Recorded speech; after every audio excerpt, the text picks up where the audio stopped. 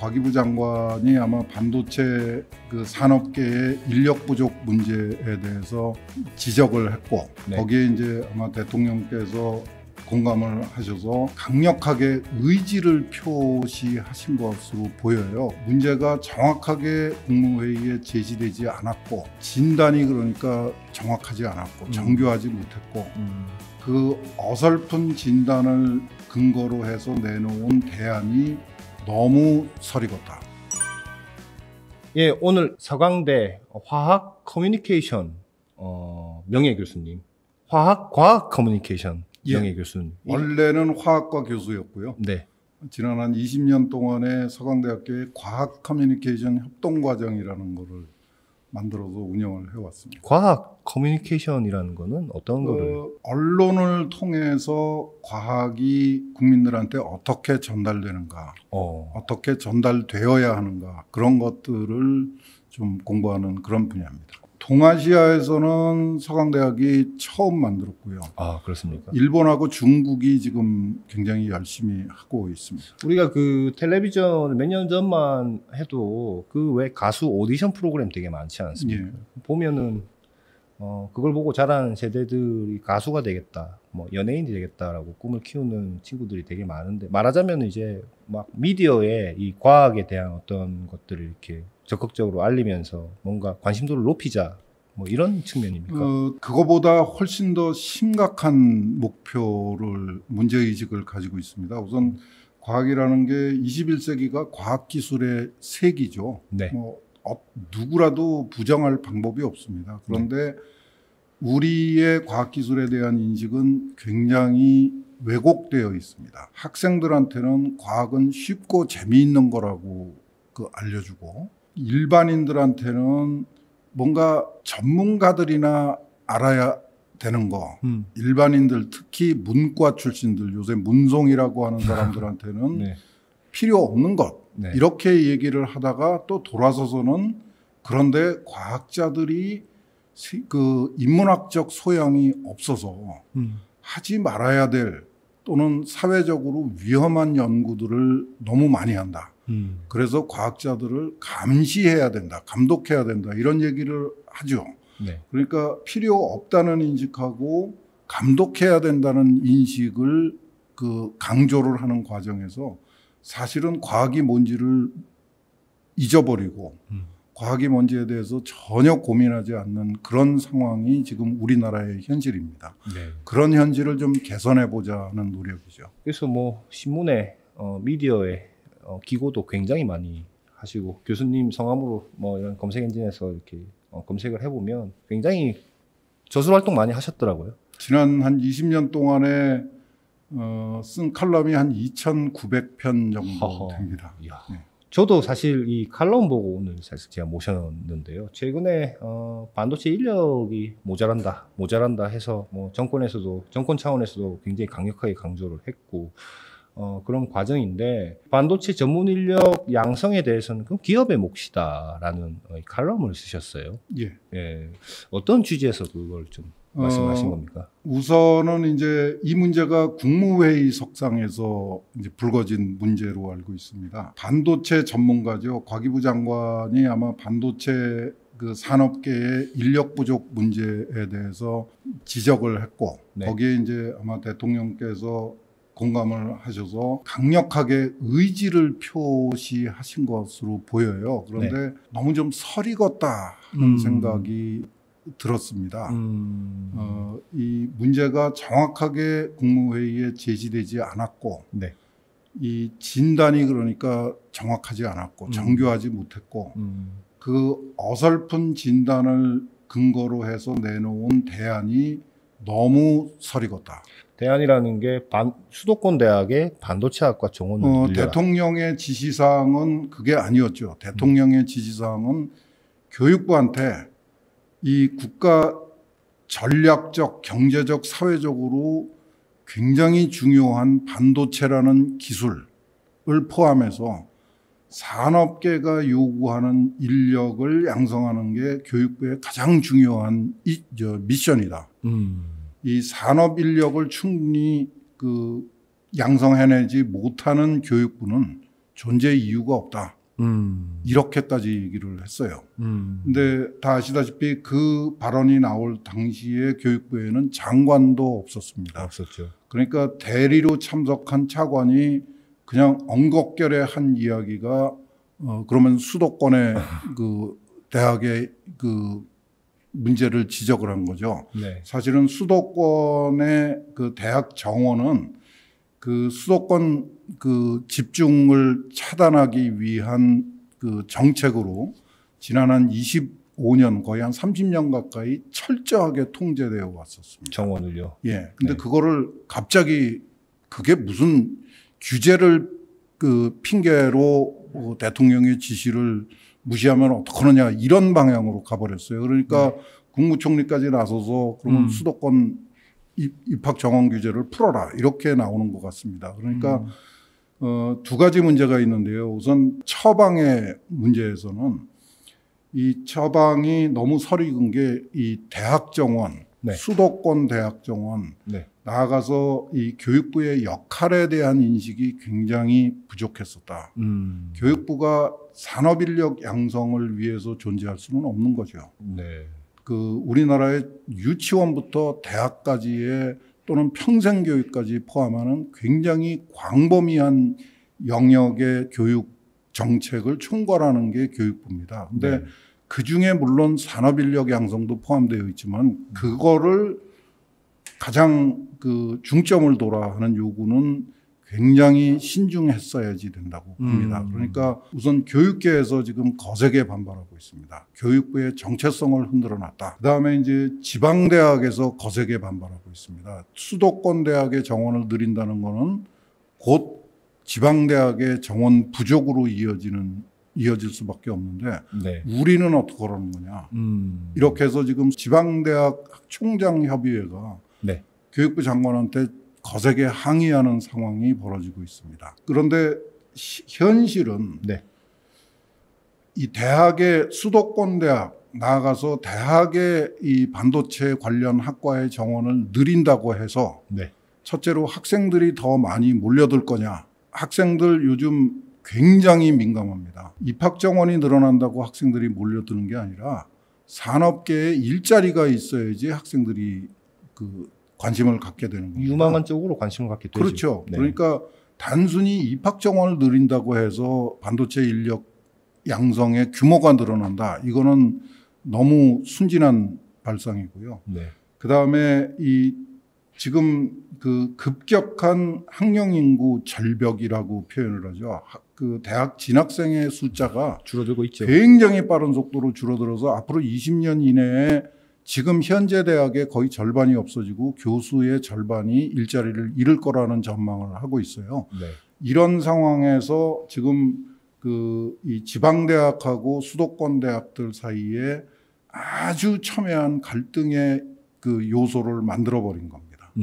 이걸 어떻게 정부가 해결할 수 있을 것인지 저는 굉장히 걱정스럽습니다. 그래서 네. 그 처방이 현실성이 없는 처방이었다. 그런 게 제가 지적하는 가장 중요한 포인트 중에 하나고. 근데 그런 처방이 나오기 전에 그런 진단은 어떻게 나온 겁니까? 제가 지금 이제 말씀드리고 싶은 게 이제 그런 처방이 누군가의 그 교육정책, 대학정책, 그 수도권 그 인구 집중 문제를 총괄하는 그런 쪽의 정책을 담당하는 사람들, 소위 전문 관료들이 모여서 네.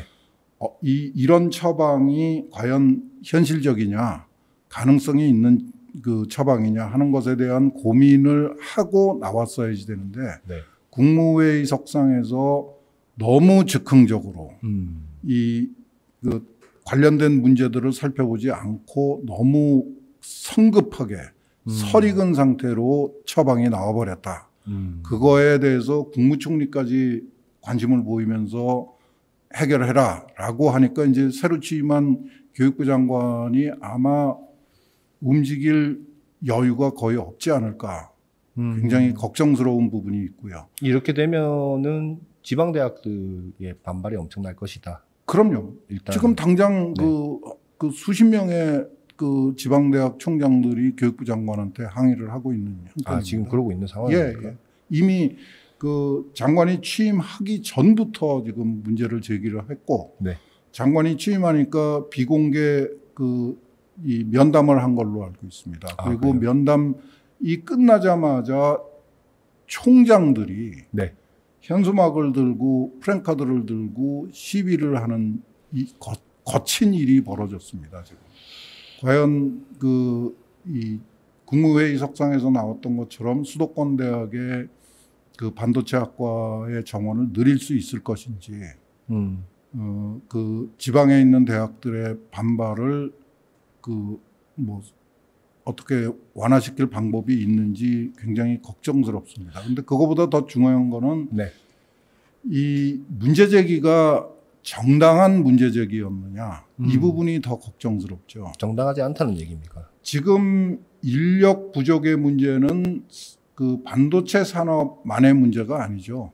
지금 조선업이 뭐 네. 세계 최고의 수주를 해놓고 지금 인력을 찾지 못해서 뭐 절반 이상을 포기해야 되겠다고 하는 이런 상황입니다. 심지어는 뭐 그 동네에 있는 조그만 음식점에서도 아르바이트생을 못 구해가지고 그 고민을 하고 있고, 그렇더라고요. 네. 지방에 있는 농사 짓는 사람들도, 농사 짓는 분들도 지금 그 농사일을 해줄 인력을 못 구해서 아우성을 치는 거죠. 이게 사실은 우리나라만의 문제가 아니라 전 세계적인 문제입니다. 산업화가 이루어진 거의 모든 나라에서 지금 산업 인력 부족 때문에 걱정을 하고 있는데, 제가 좀 자료를 찾아봤어요. 지금 현재 이게 산업기술진흥협회의 자료인 걸로 알고 있는데, 한국산업기술진흥원. 예, 진흥원의 자료인 걸로 알고 있는데, 어느 정도 공신력이 있는 자료죠. 지금 현재 그 반도체 산업계에서 활동하고 있는 산업 인력은 10만 명 수준인 걸로 기억을 합니다. 현재요? 예. 네. 그런데 작년인가 재작년에 그 산업기술진흥원에서 파악한 걸로는 반도체 산업 분야에서 매년 인력을 확보하지 못해서 인력 부족이라고 그 분류하는 그 범주에 들어가는 규모가 1,600명입니다. 1,600명이요? 예. 근데 그 중에 절반 이상이 사실은 과거에 공업고등학교, 공고, 지금은 특성화고라고 그러죠. 고졸 인력입니다. 생산직. 그렇죠. 생산 현장에서 기계를 작동시키는 데 필요한 인력이 그 1,600명 중에 거의 절반이고요.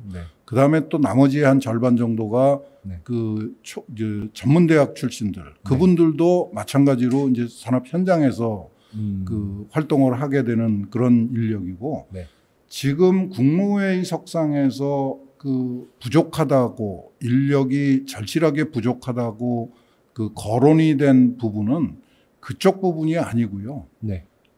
그 4년제 대학 학사 이상의 학위를 가지고 교육을 받은 사람들입니다. 더 정확하게 말씀드리면은 이 생산이 아니라 설계, 기획하는 쪽에 전문 인력이 필요한 겁니다.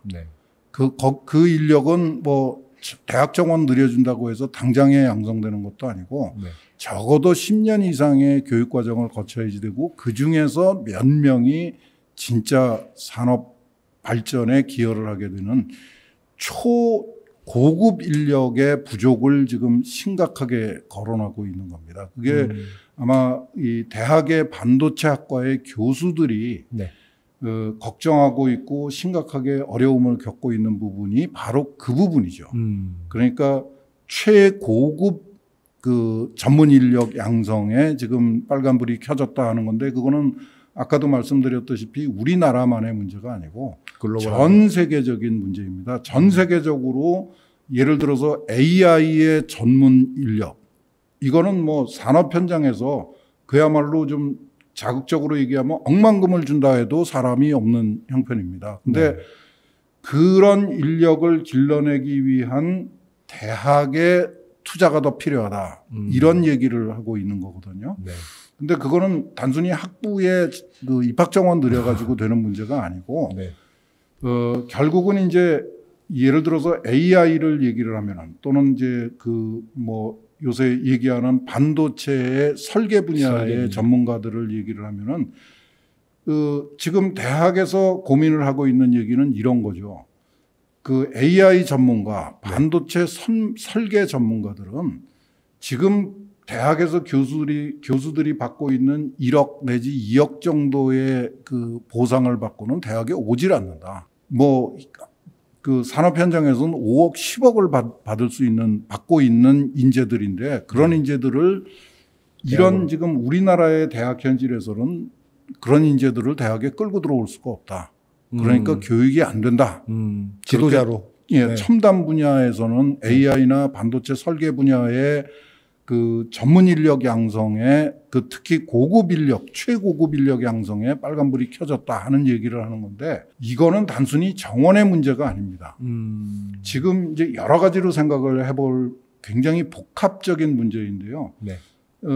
우선 AI 산업 현장에서 수십억을 받고 그 활동을 하고 있는 최고급 인력이 과연 대학에 와서 그런 역량을 발휘할 수 있느냐. 대학에 와서 학생들을 가르칠 수 있느냐. 그렇죠. 네. 학생을 가르치는 거하고 산업 현장에서 역량을 발휘하는 거하고는 전혀 다른 차원의 문제입니다. 네.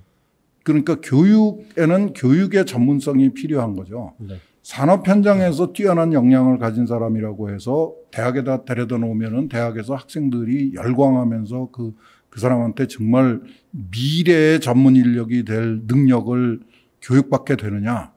그건 전혀 아니올시다입니다. 아니 근데 이제 그 산업 현장에서 활동하는 반도체 설계 분야의 아주 스타나 AI 쪽의 스타를 학교로 좀 이렇게 모셔올 수 있게 하자라는 그런 요구도 있습니까, 실제로? 그게 지금 언론에 소개되고 있는 반도체 학과의 가장 심각한 문제 중에 하나죠. AI 반도체, 첨단 반도체 설계를 가르쳐야 되는데 네. 실무 경험을 가진 사람이 하나도 없다. 대학에. 대학은 전부 구닥다리 전문성을 가지고 있는 거다. 이런 얘기가 지금 대학 사회에서 나오고 있는 얘기입니다. 근데 그 부분에 대해서 제가 드리고 싶은 말씀은 이런 거죠. 산업 현장에서 지금 현재 기술을 개발하고 거기에서 활동하고 있는 분을 그 빼가지고 대학에 데려다 놓는다는 얘기는 산업계의 역량이 줄어든다는 얘기입니다. 그렇죠. 네. 그리고 여기 와서 이분이 정말 활개를 펴고 활동할 수 있으면 다행인데 아까 말씀드렸다시피 교육하고 산업은 다른 문제입니다. 그러니까 그런 부분에서 이거는 그러니까 산업 현장에서 첨단 산업 현장에서 활약하고 있는 전문가를 대학으로 빼오는 아이디어는 썩 좋은 아이디어가 아닐 수도 있다 하는 걱정을 해야지 되고요.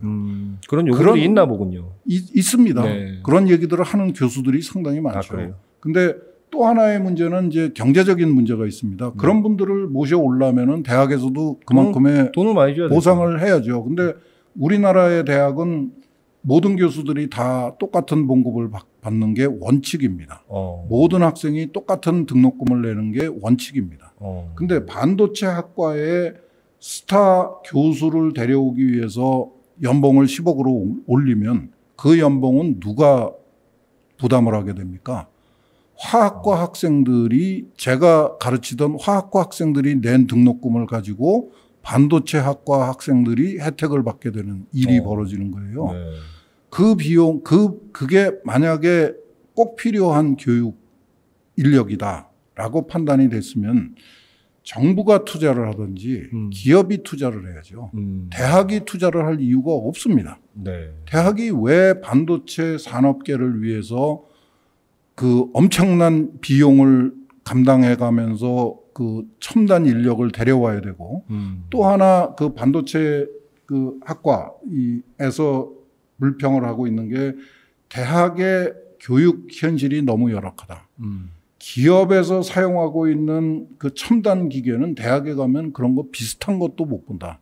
정말 구닥다리 낡은 실험 기계를 가지고 교육받은 학생들이 어떻게 그 첨단 기계를 쓰는 그 산업 현장에 가서 적응을 하느냐. 이게 또 하나의 문제죠. 네. 그러면 대학 현장에다가 그 수백억, 수십억 하는 기계를 사다 놓고 네. 그 활용도는 산업 현장보다 월등히 떨어지겠죠. 근데 그거를 갖다 놓고 썩히나요? 그 비용은 누가 내나요? 이거는 그 너무 가볍게 얘기를 하는 겁니다. 교육이라는 건 미래를 위한 투자이고 네. 물론 산업 현장의 현실을 따라가도록 노력해야 되지만은 교육 현장이 산업 현장하고 똑같은 그런 사회는 없습니다. 그러면 그냥 이제 어떻게 좀 대안이 대안은 있습니까? 이런 겁니다. 지금 제가 뭐 이렇게 저렇게 활동을 하면서 느끼는 건데 우리나라가 이제 그 70년대, 70년대 말 80년대부터 이제 반도체에다 투자를 해갖고 대박을 터뜨린 거죠. 지금 네. 뭐 그 확실한 사실입니다. 그래서 이제 그 반도체 산업계가 엄청난 수익을 챙겼죠. 내고 있죠. 근데 그 반도체 업계가 산업계가 미래를 위해서 네. 대학의 교육에다가 투자한 경우 보셨나요? 지금 그냥 뭐 필요하니까 계약학과 뭐 이 정도 만드는 정도. 계약학과에 대해서도 좀 하신 말씀이 있으십니까? 계약학과가 운영이 될까요? 교수님들 뭐 세일즈를 엄청 하고 다니시던데요, 요즘. 예. 학생도 오라고. 그게 작동 가능한 아이디어가 아니죠. 그 반도체 학과에 들어간 학생들이 학사 학위를 받는데 4년이 걸립니다. 네. 그거를 10년 후에도 지금 반도체 산업이 지금처럼 활성화되어 있을 건가? 20년 후에도 그럴 건가? 언젠가는 산업이라는 거는 이 기복이 있기 마련인데 반도체 산업이 쇠퇴기에 들어갔을 때도 그 반도체 산업계가 계약학과를 계속 운영해 줄 건가? 그랬을 적에 거기에 들어갔던 막차를 탄 학생들은 누가 책임질 건가? 아무도 그 얘기는 안 하죠. 그렇죠. 뭐 산업이 예. 힘들어지고 산업이 없어지거나 기업이 망해버리면 그럼 예. 뭐 그러지 말아야 그러면 되겠지만. 계약학과는 의미가 없어지는 겁니다. 그 미래에 대한 얘기는 아무도 안 하죠. 그 절대로 피할 수 없는 미래입니다. 네. 반도체 산업이 앞으로 천년 만년 호황을 누릴 거라는 보장은 없거든요. 예. 그리고 기업이 반도체 산업계라고 그래서 반도체 학과 졸업생만 필요한 게 아닙니다. 화학과 학생도 필요하고 물리학과 학생도 필요하고 심지어는 수학과 학생도 필요하고요. 미국의 NIH라는 국가 기관이 있습니다. 네. 보건연구원이라고 그러죠. National Institute of Health입니다. 네. 근데 거기는 생명과학 쪽의 기술을 개발하는 연구소인데 거기에 아주 골수 철학자들이 모여 있습니다. 그게 현대 과학의 현장입니다. 그 철학자들이 NIH에서 할 수 있는 일이 뭘까요? 그 사람들이 뭐 그 연구자들을 가서 옆에서 들여다보면서 당신이 이건 철학적으로 당신이 하는 거는 철학적으로 옳지 않은 거다 옳은 거다 그런 거 판단해 주는 게 아니고 네. 생명 철학에 대한 연구를 통해서 미래의 생명과학이 가야 될 그 방향을 정해주는 역할을 하기 위해서 거기 가서 상당수의 수십 명의 철학자들이 거기서 활동을 하고 있습니다. 말하자면 반도체 쪽에서도 문송이도 필요하다라는. 문송이도 필요한 게 네. 현대 과학이고 현대 기술입니다. 그런데 산업계가 반도체 학과, 전자공학과에만 매달려 가지고 계약학과를 운영하면은 그 반도체 산업은 미래가 없습니다. 그거는 그 정말 근시안적인 시각을 가진 경영자나 할 수 있는 선택이죠. 반도체 산업계가 지금 그 정말 신경을 써서 노력해야 될 거는 우리나라의 대학 전체가 한 등급 업그레이드 되도록 지원을 해야 되는 겁니다. 단순히 건물 지어주고 뭐 계약학과 운영하는 이런 이기주의적인 그 계약학과라는 건요. 그 출발하는 그 사고방식이 꼭 사교육에 매달리는 그 학부모 같은 심정입니다. 내가 투자하는 돈이 내 아이한테 가야지. 그게 보장돼야지 내가 투자하지. 내가 투자하는 돈이 옆집 자녀한테 그 혜택이 돌아간다 그러면 나는 투자 못하겠다는 심정이죠. 나는 반도체 공장을 기업을 운영하고 있으니까 전자공학과 학생들한테 혜택을 주는 거는 당연한데 내가 뽑을지 안 뽑을지 모르는 화학과나 물리학과 학과에다가 투자하는 건 원치 않는다. 이런 편협한 사고방식입니다. 반도체 산업계가 지금 호황을 누리면서 미래를 추구하기 위해서 투자를 한다 그러면은 네. 반도체 학과의 발전이 아니고 우리나라 대학 전체가 한 등급 업그레이드 될 수 있도록 정말 폭넓은 투자를 해줘야지 되는 겁니다. 근데 우리나라 반도체 기업들이 그런 면을 저는 소홀히 해왔다고 이 사교육에 의존하는 학부모의 사고방식을 못 벗어났다. 1차원적이다. 뭐 1차원도 되는지 잘 모르겠습니다. 굉장히 편협한 사고를 하고 있다. 그 계약학과 들어간 친구들은 장학금 받으면서 공부하고 무조건 그 회사로 가야 되는 계약 조건이 있지 않습니까? 그 학생들 중에 대학에 들어와서 내가 이거 뭔가 선택을 잘못한 것 같다. 또는 내 적성에 안 맞는다. 능력이 안 된다 해가지고 그 기업이 바라는 것만큼 성과를 역량을 키우지 못한 학생들도 책임져 줄까요? 그러면 그 학생들은 속은 거 아닐까요? 기업의 화려한 장밋빛 그 주장에 네. 젊은 학생들의 일생을 망쳐버린 거죠. 반도체 인력 부족에 대해서 교육계가 아니고 기업 스스로의 어떤 책임이 있다라는 취지의 말씀이신 거군요. 그렇죠. 그 물 들어올 적에 노저우라는 말이 있지 않습니까? 정치인들이 많이 쓰는 네. 표현 같아서 네. 좀 거북한데 네. 반도체 산업이 잘 될 적에 사실은 미래를 위한 투자를 해야 됩니다. 그 미래를 위한 투자는 대학이 가장 적당한 거고요. 네. 가장 쉬운 선택이고 특성화 고등학교에 대한 투자도 필요한 겁니다. 근데 우리 산업계는 마치 그 경영자들이 전부 학부모죠. 그러니까 집안에서 네. 자기 자녀들 대하던 사교육 그 시장에 자기 자녀들을 보내는 거하고 똑같은 사고방식을 네. 기업 운영에도 사용하고 있는 겁니다. 나는 반도체 기업의 반도체 산업의 경영인인데 내가 왜 물리나 화학이나 철학이나 공고에 투자를 해야 되느냐. 나는 전자공학과, 디스플레이 학과에만 투자하면 되는 거 아니냐. 이런 사고방식으로는 미래를 약속할 수가 없죠. 그러니까 이 반도체 이 공정이나 이런 거 할 때 보면 화학이나 물리도 되게 중요하던데 말이죠. 반도체 산업계의 그 경영자들이 네.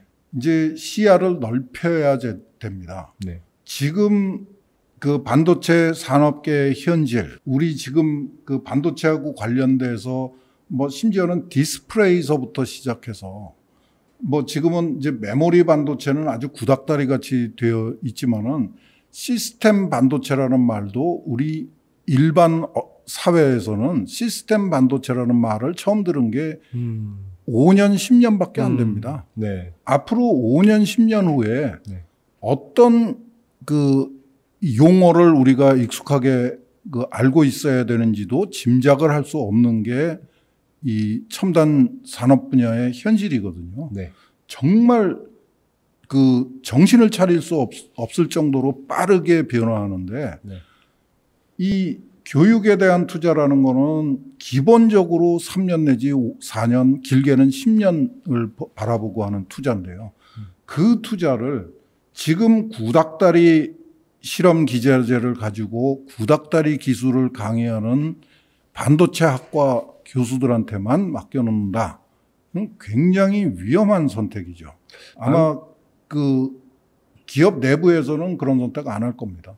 반도체 인력 양성이 대한민국의 최우선 과제라는 것은 말이 안 된다라는. 중요하죠. 네. 반도체가 지금 뭐 특히 그 바이든 미국 대통령이 왔다 가고 나서 그 반도체 동맹, 이제 원자력 동맹이라는 것도 했습니다, 사실은. 네. 그 뭐 이 강대국하고의 그런 동맹에 따라서 우리의 전략 기술이 왔다 갔다 한다는 거는 좀 어폐가 있는 거죠. 우리의 관심이 지금 반도체 쪽에 쏠려 있는 거는 사실입니다. 네. 누리호가 올라가면은 이제 또 항공 우주 쪽으로 또 관심이 쏠리겠죠. 이거는 정치인들이 해야 되는 얘기고 산업계에 있는 분들하고 교육계에 있는 분들은 그거보다는 훨씬 더 차분하게 미래를 바라보는 시각을 가져야지 되고 우리한테 지금 주어진 이 미션이라고 하는 거는 단순히 반도체에만 한정된 것이 아니고 거의 모든 첨단 분야의 인력 양성이 특히 최고급 전문 인력 양성이 시대적 과제입니다. 네. 이거를 어떻게 균형 있게 정말 미래를 위해서 정말 그 의미 있는 투자가 되도록 만들어야 될 것인가 하는 거에는 정치계는 물론이고 교육계도 노력을 해야 되지만은 산업계도 관심을 가져줘야 됩니다. 이제 자기 기업의 로고가 붙어 있는 건물은 지어주고 소프트웨어 투자는 당신들이 알아서 해라 하는 시대는 오래전에 끝났습니다.